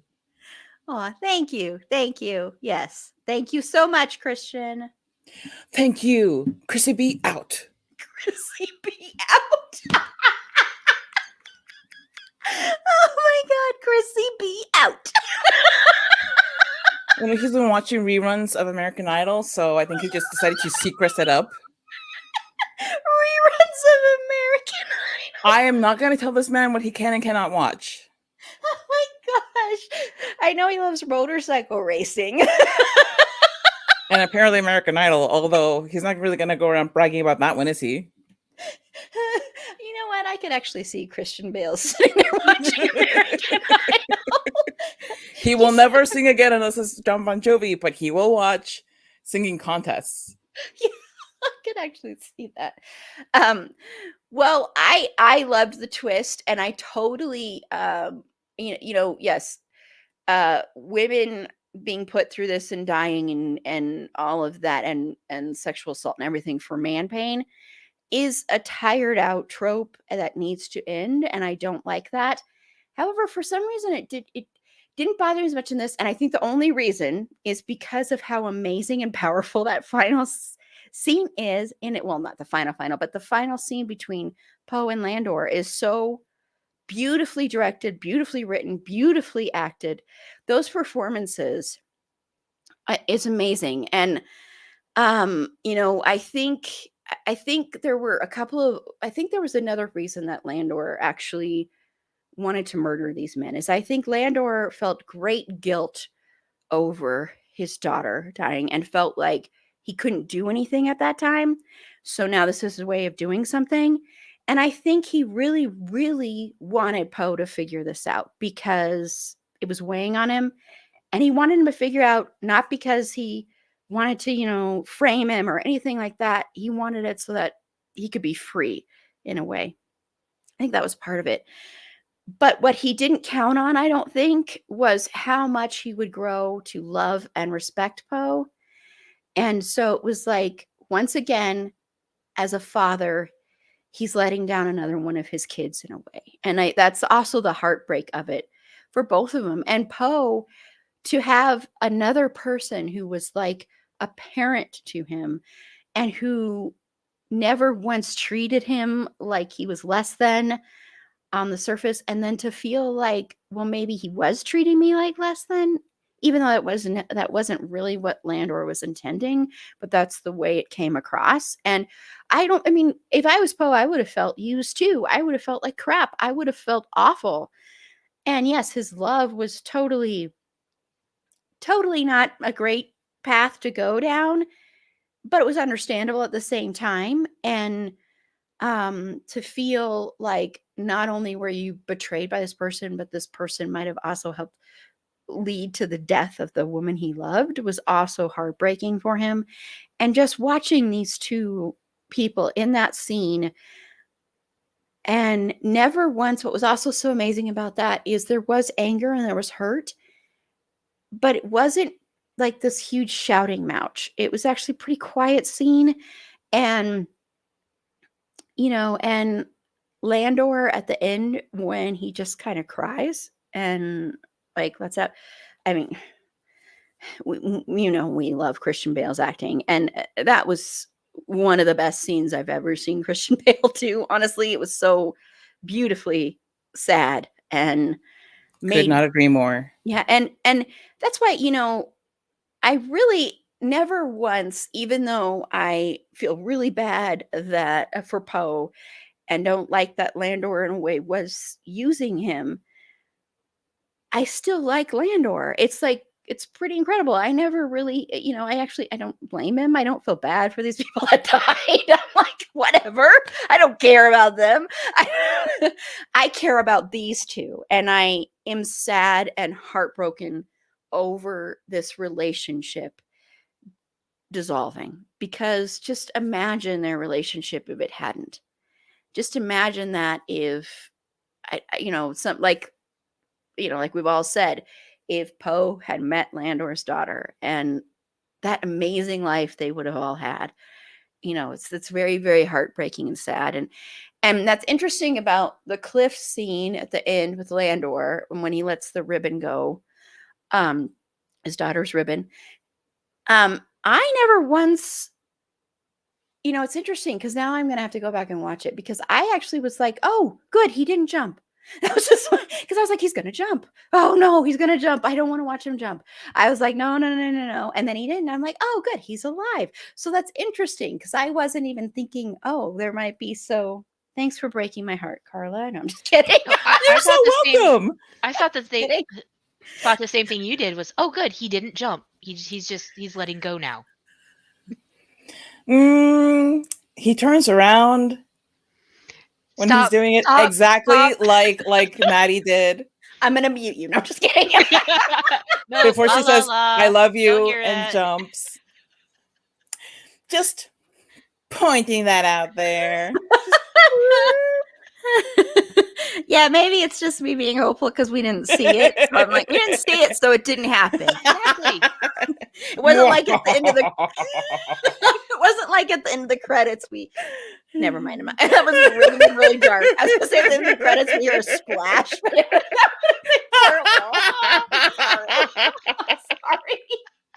I'm sorry, everybody. Maybe you wouldn't anyway, because maybe there's no splash. Maybe he just into the snow. Whatever. I don't know. I wasn't there when they made the movie. I didn't see what's at the bottom of that cliff. There was no splash when Maddie went. Or a big sorry. That was really bad. I'm really sorry, everybody. Oh my god. I'm really sad. I'm really bad. I mean, that's really. Never mind. I don't even know what I'm wording right. I'm not wording right, but anyway. But I loved the twist. I loved the twist because I didn't see it coming at all, which is pretty incredible. And I'm sure because like you, Paula, I was like, so which one of these family members did it? Because this is so obvious. And I kept reading things that it's actually that even people that didn't like it were like, wow, that was something you didn't see coming. And I'm like, how did you not see this coming? It's like neon flashing sign. And then when I saw that there were 30 minutes left, I was like, oh, there's something else that's going to happen. And so then I really didn't expect that. But even early on, like this one line of this quote from Landor, and he's talking to Hitchcock and Captain Hitchcock, and he's like, I do believe that the Academy takes away the young man's will, advances him with regulations and rules, deprives him of reason, it makes him less human. And right there, he's pretty much saying that, but you're not paying attention to that. You're just thinking he doesn't like this institution and doesn't like the military, doesn't like, excuse me, for other reasons. You have no idea. And, so that's why I want to watch it again to see those things. And I know Christian Bale said they would shoot different scenes differently because he would give some things where it might give away a little bit. And then when he wouldn't, and he said sometimes Scott Cooper would be like, you're giving a little too much away. So yeah, that's why I want to watch it again. So I did do a 6 degrees of Finn. I guess I'm the only one. I can tell by I don't know why you even bother looking at my screen. Oh, I know. I wasn't really. I was just there, Paula. I was like, I can tell by that look that she didn't. This was actually supremely. I liked the way I did this because I was determined to use a certain way, and then I went, "Oh yeah, that's really easy." So I used Gillian Anderson. I used Gillian. Sorry. I don't know why I always get a weird kick when I say I used this person. That's not very nice, Aaron. Carla's gonna leave. She's like, goodbye, I'm done. Getting ready to storm out of here, but I'm very comfortable in this chair. But Gillian Anderson, of course, was in the X-Files with David Duchovny, who was in what I think is a very sweet romantic movie, Return to Me, even though it's a ridiculous premise, but I love it anyway. I've watched it a million trillion times. With Minnie Driver, who was in Good Will Hunting with Ben Affleck, who was in the snail propaganda movie Deep Water with Finn Wittrock. I will never get over that. Remember, you can still get It's a Snail thing in a Red store.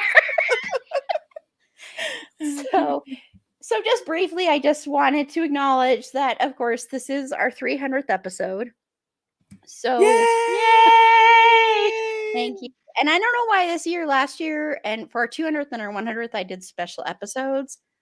This is a special episode, but I didn't do it for some reason this year. And I mean, what better way to celebrate it than with a Christian Bale movie? Yes. Exactly. Yes. And I mean, roughly 20% of your episodes are Christian Bale episodes, so I feel like it's only fitting. That's true. So it does fit. But I didn't make a lot of notes, which is bad. But I just want to briefly just thank some people. So panelists. So of course, Carla, who has been my unofficial co-host for a while and will be for a while more, which is awesome. When I say that, I'm not saying this as a complaining thing at all. I want to make sure people know that, and Carla knows that. It's she doesn't have to do any of the editing though. That's the one thing. This is how I'm sneaky. How do you co-host a podcast by doing almost zero work? This is how. But and also, of course, thank you for Christian Bale. I mean, thank you so much we would not have Christian Bale month without Carla as well. So please remember that, everybody. And please, so, and I'm serious though. We wouldn't. So thank you. It's honestly been some of the most fun I've had in the last 3 years. Yeah, it's really, I watch those clips over and over again, which may sound weird to people, but it only sounds weirder that I rewatch them over and over again. Yeah, because I amuse myself. I'm like, ha, Carla, you're so funny. Even it's great the way with the Vice one coming up. I will be releasing this clip tomorrow of the first time we see Christian. We see Christian a couple times in that episode. And when I'm editing it, I'm like, my reaction to Christian's first appearance in that episode actually works so well with how it is. So you will understand that too, Paula. Unless you go back and you watch the live stream. So, but I will be putting that clip. That's the clip I'm going to use as a promo. And then, of course, Paula, thank you. What I have loved about doing this podcast so much is you and I didn't really know each other at all, really. I think we'd met maybe once or twice at some gatherings, but we didn't know each other. And because of this podcast and because of you coming on, I've gotten to know you. And that's been seriously, a real gift. I think you are a very beautiful person. You are a very beautiful person. And so thank you for being on my podcast and for, coming on this journey as well. So just thank you a lot. Thank you. Seconded. Because I also wouldn't have met Paula if it hadn't been for this podcast. And Paula, you're just so awesome. Oh, like before I squeal, like, Aaron, go ahead. But I love you, Paula. Yes, I do too. And just so everybody knows, I love Carla so much too. The reason yeah, okay, throw that in later.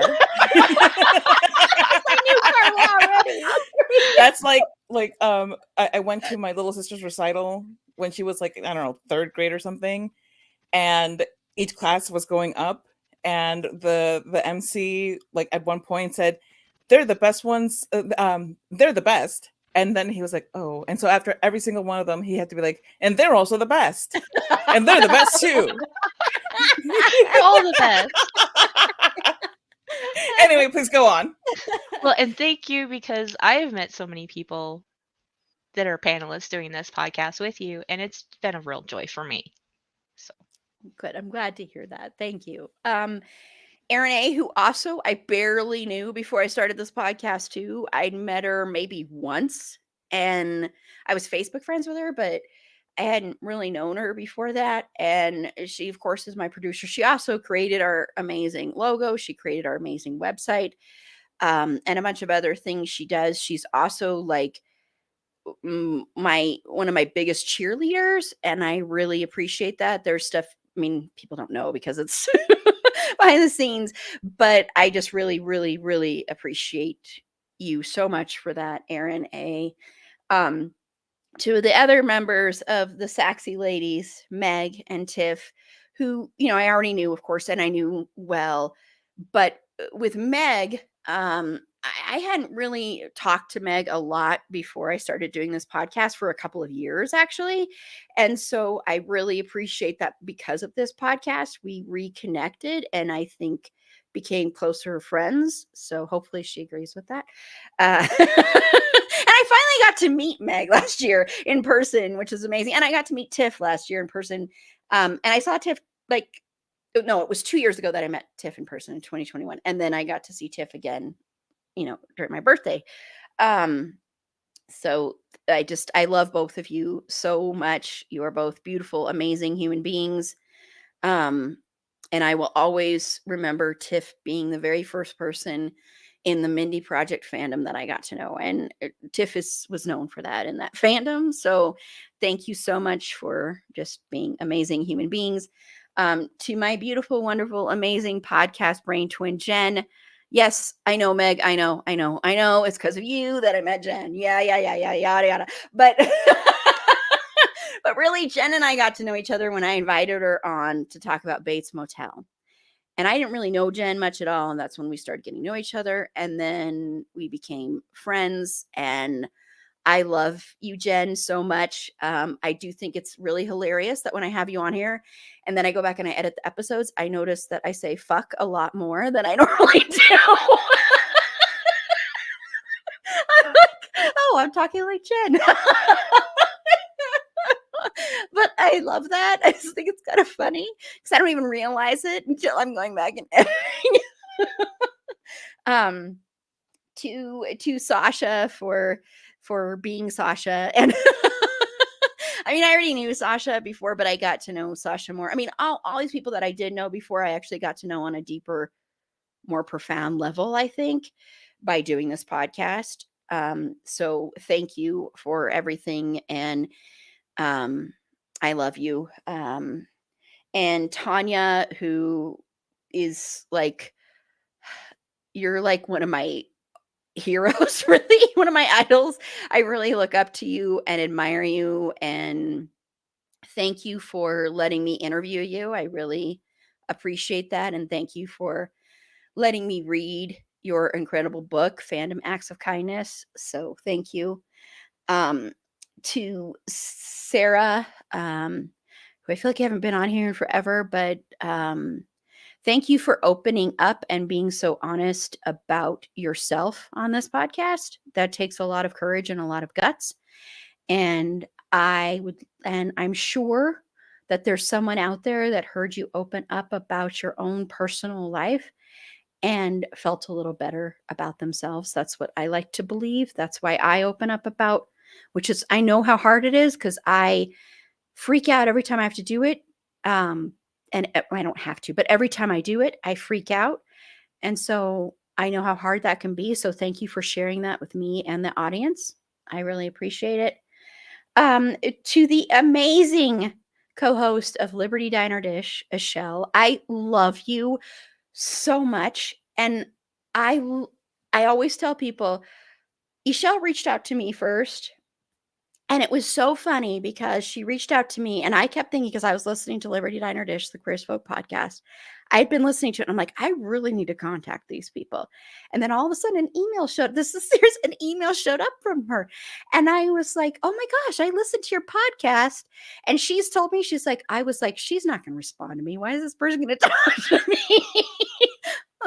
But you have helped bring audiences to my podcast, and you also have done a lot of great support for me that people don't know. So thank you. You're incredible. And to Susie, you are so entertaining, and I always loved you, Susie. From the moment I met you, you remind me so much of, and I don't know if I've ever told you this, but you remind me a lot of myself when I was your age and even younger. In some ways you do. And you remind me also a lot of the people that I hung out with.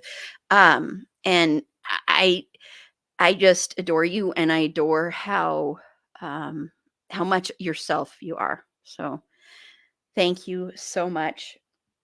I know we're running close on time here. I'm sorry, everybody. I'm trying. To Judy, who we've had some great conversations on the podcast and some great conversations outside the podcast. And you started like a group that helps me meet more people in Denver with women of letters. And you're no longer here, but thank you so much for that group and for coming on here and talking, and for the other conversations that we've had. Thank you so much. You are a very, very intelligent person, and I really, really, you make me want to learn ballroom dancing. I always kind of have wanted to, but you really make me want to learn it.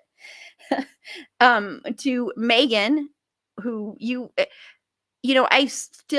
I want to get to know you more. I always want to get to know you more every time I have you on, because you've always fascinated me, and I don't mean that in a weird way. I don't know, there's something about you that's always fascinating me, interesting me. And you're the anonymous Megan, as we know you. So no one knows where to find you except for me. No. That's not crazy. That was a little ominous. Oh my gosh, sorry. I'm trying to get through this as fast as I can. I know I'm going to miss people, by the way, and I want to say I'm sorry if I miss you. It's just I didn't prepare well enough for this, because I just didn't, for some reason. Like Tiff says, charge it to my head, not my heart. Yes, thank you. Thank you, Carla. So what Carla said. So to the hosts of Sort of Brilliant, Lauren and Rachel, thank you for being on my on our marathon trivia event, and then horror trivia event, marathon streaming event. Wow. That's a lot of trivia. And then thank you for having me on your podcast to sort Finn Whitrock characters. I'm still so darn proud of myself for getting 2 out of 3 of those correct. I am so proud of myself. I can't even begin to tell you, because I know nothing about Harry Potter and the sorting stuff. So I was very proud of myself. So thank you both. And that was so much fun. That was one of the most entertaining times I've ever had. To Bex and Kimberly from Big Reputations Pod, I love the fact that I've had you both on individually as well, because then I get to know both of you individually in a different way, and I really appreciate that. And thank you also for your podcast for talking about women, and women that are very misunderstood. And so thank you for that a lot too. I'm kind of hurrying these up because we have to wrap up. So, but that doesn't mean I don't love you people. It's just to Danelle, who love for Keanu Reeves makes me love Keanu Reeves even more. But also just a shout out to you for being, and Sarah was on there too with Pump Up the Volume, because that was one of my favorite podcast episodes ever, to talk about a movie that means so much to me. So, and a character that means so much to me. So thank you. To one of the sweetest human beings in the world, and I'm drinking out of a mug that she surprised me with that says Dawson's Tears. The amazing Jackie, who, I I adore you, Jackie. I think you are one of the sweetest, kindest, most generous, most genuine human beings I have ever met in my life. And you deserve nothing but amazing, awesome things in your life. And thank you again for surprising me with my Dawson's Tears mug. Because, yes, I love drinking Dawson's Tears. I'm actually watching, I'm on some weird kick with WB shows, and I'm watching Dawson's Creek right now. I'm rewatching it, and oh my gosh, Dawson is so annoying. But I posted about that because Dawson's Creek like had an anniversary this past week. And I posted and I happened to insult Dawson in the post. And I'm like, I should not do this. And I had so many Dawson Leary fans replying. Like, I love Dawson. I love Dawson. Like, well, it's like Newsies. I'll just disappoint some of you. To the other member who became a member of our Fin crew, yes, Paula is still an honorary member. She somewhat redeemed herself in the trivia night. Chrissy, who I hope to have you on some more episodes. And I just love you for your love of horror. That's, I'd love to get to know you more. So yes, and I know I'm forgetting people, but and then I just quickly, because I know we should wrap up. I'm sorry, everybody. So I just want to quickly just thank our patrons. So if you want to become a Patreon and support, or a patron, excuse me, and support the show, thank you, Rebecca Ellen, who came up with Fandom Choice Awards, and to Meg and Tiffany and Robin and Carly and Jackie and Mal and Sasha. Thank you so much for everything. And yeah, we've got a bunch of great stuff coming up on Patreon. I won't go into it so we can close out because I know there's other people that I haven't mentioned and things I've forgotten. And so I apologize in advance. Once again, blame the head, not the heart. So thank you. So we're going to go ahead and close out. And Carla from Bedwetter Behead can let us know where she can be found in her podcast. You can find our podcast, for which Aaron A. also did our logo, and it's beautiful, and we are completely in love with it.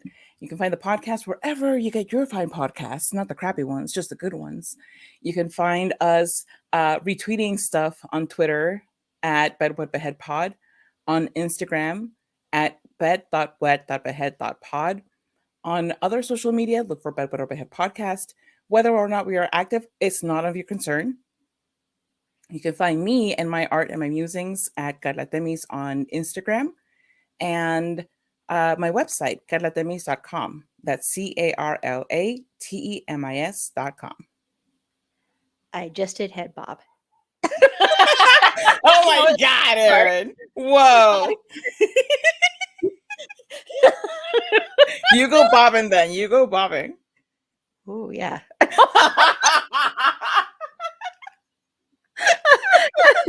And Paula? You can find me on Instagram, Twitter, and Hive Social at It's My Sandbox. And if you're a gamer, you can follow me on Twitch at my gamer tag, which is Artemis75. It's ARTEMISZ 75. And working on some ideas for some content over there. So probably some like gameplay, game reviews, things like that. So keep an eye out for that, and we'll see what happens. Awesome. Thank you. And this is Erin. I am still on Twitter, but like I've said, it's kind of pointless to follow me. But if you want to, for some reason, and look at the picture that I haven't changed since before Halloween, April Beauty, the E and the A and the B are capitalized. Be sure to like the show on Facebook at facebook.com/It's a Fandom Thing Pod, on Twitter at Fandom Thing Pod. No, it's in that one. On Instagram at It's a Fandom Thing Pod. On TikTok at It's a Fandom Thing Pod. Remember, on all of these, you can go find Christian Bale's amazing John Bon Jovi audition. You can also listen to it on our popular Newsies episode. I loved that episode, though. I absolutely loved that episode. So, anyway, you can also find us on Discord.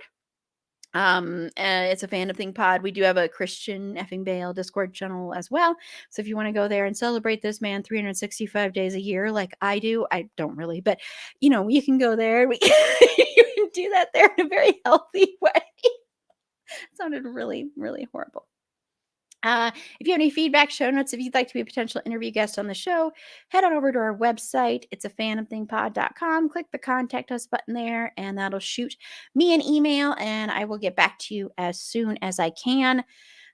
We have some potential stuff interview wise that, fingers crossed, a couple of things will be coming up. We do have the return of an author in March. They've written a book about a serial killer, and I'm hoping for another return. So more info coming soon on that, hopefully. And next is going to be, of course, our pop culture fandom news thing. As far as next week, if you're watching this live stream before Friday, our next episode actually is Vice, which is a very interesting, intense conversation, and then it turns really silly in the end. We talk about a rom-com with Christian Bale, but but before that, it's a very intense but great. I think it's a very, very good conversation. But we are kicking off our Black History Month celebration with a look at the amazing artist who was taken all too soon, and also was an actress as well. So a musician, an actress, just an incredible person. And thank you for suggesting this, Carla. But we're going to be talking about Aaliyah, and then we are going to be talking about Beyonce the next week. So we're focusing on women. It's all about the women. And then we're going to be talking about Regina King. And then we're going to wrap up talking about Angela Bassett, who was nominated for an Academy Award. And it looks like she will probably win. She also should have won for What's Love Got to Do with It. But anyway, we will be talking about that on the podcast episode. So I'm very excited because I'm going to have Carla, Tiff, and Ishelle on various ones of those episodes. So I'm looking forward to that. And that's the music I've been listening to all week. That's what I was listening to before my panelist came on. So I love doing music episodes. You love our music episodes. So we're going to try and bring you some more of those as well. So until next time, remember, it's a fandom thing. Black Lives Matter, and stop Asian hate. And happy birthday, Christian. I'm sure you're going to listen to this. Ma'am, how dare you? I'm sorry. I Now I thought have you to were be gone. serious.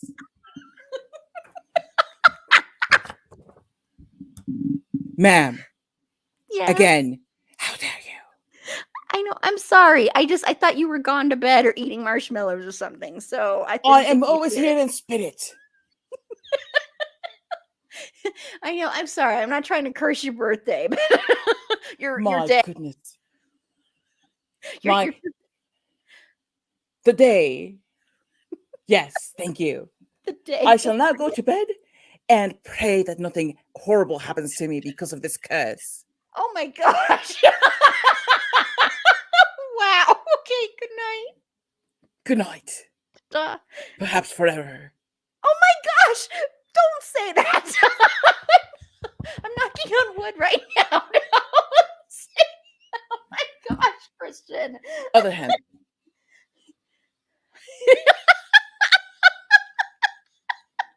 My gosh. Okay.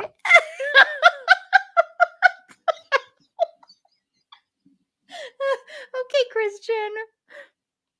Be safe out there. Well, I guess I shall have to now, won't I? Oh my gosh. Are we ending this live yet, or what? Yes. You're gonna stay on here until we end. Okay, sorry. I'm going to stare you down, yes, until the bitter end. Okay. Well then, say good night, everybody. Say good night, Christian. Good night, Christian. Good night, Christian.